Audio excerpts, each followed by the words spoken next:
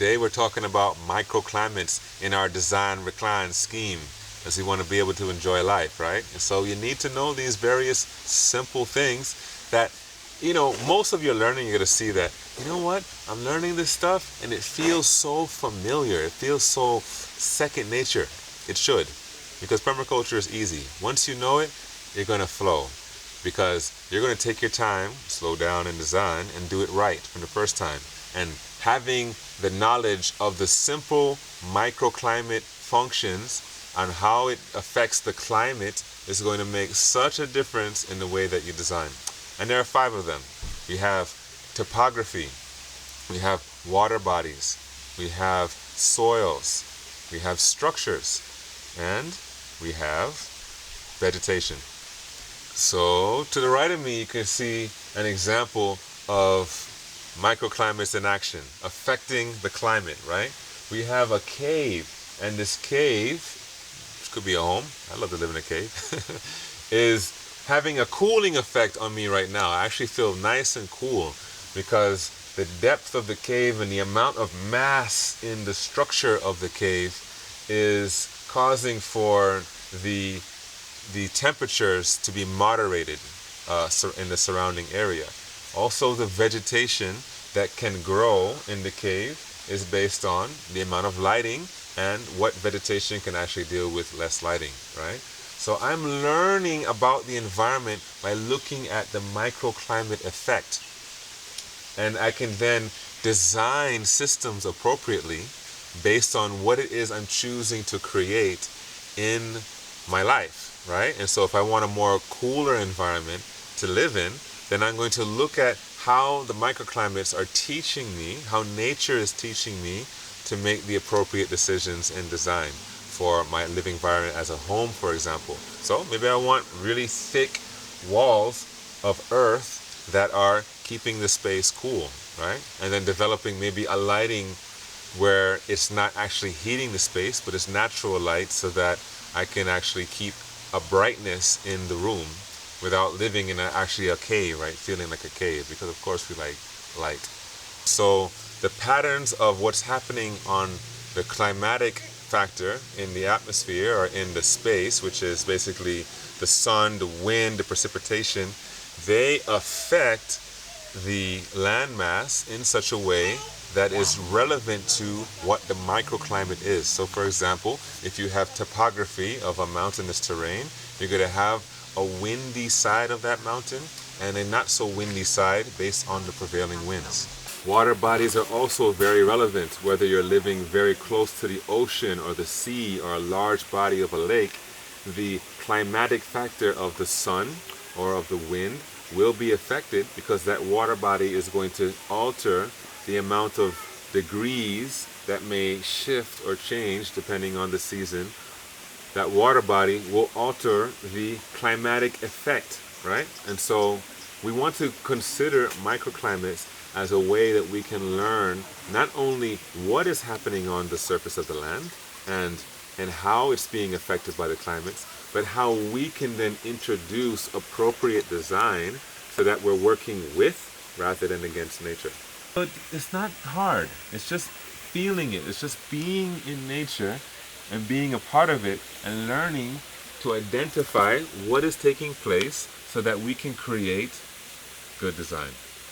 Hi, I'm Penny Livingston with the Regenerative Design Institute at Commonweal Garden in Bolinas. We're on the Northern California coast in a maritime climate where we get a lot of fog in the summer and it's relatively mild in the winter.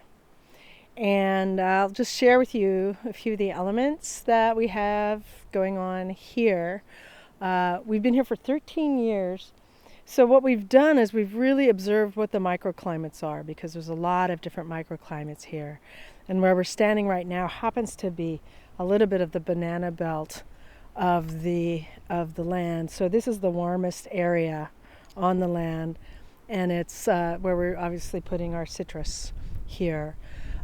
We have a number of fruit trees. Many don't have their leaves on them now because we're approaching winter.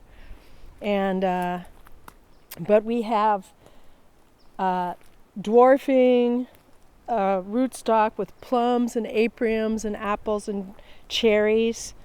And then we also have genetic dwarf peaches and nectarines that we're successfully growing here on the coast, which is amazing. Another fantastic tree is the ginkgo. It's just getting ready to harvest. Really good for your brain. It helps helps the blood flow in your brain. We like that. So this garden has all of the medicines that one could need, and food from fruit to nuts, herbs and berries, fruit and flowers for pollinators and habitat. We're walking now through our kitchen garden.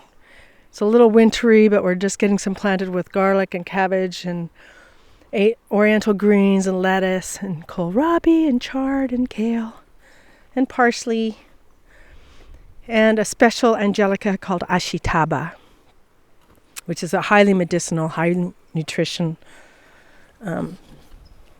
angelica from Japan. And we just planted these a few days ago, so they're still little baby seedlings. So this is our aquaponics system, and we have vegetarian carp in here.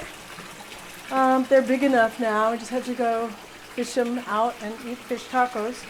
But their waste is going through this gravel filter that's also growing watercress.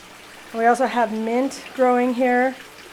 And once in a while when we water around here just to fertilize the peppers, and we have a little mouse melon growing there, and we're growing turmeric,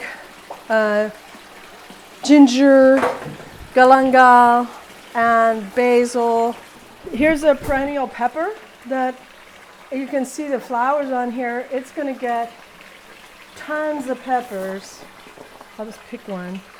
They're just coming on now, but this is the kind of peppers, and they turn red, they're hot, they're perennial, and we're going to get tons of them.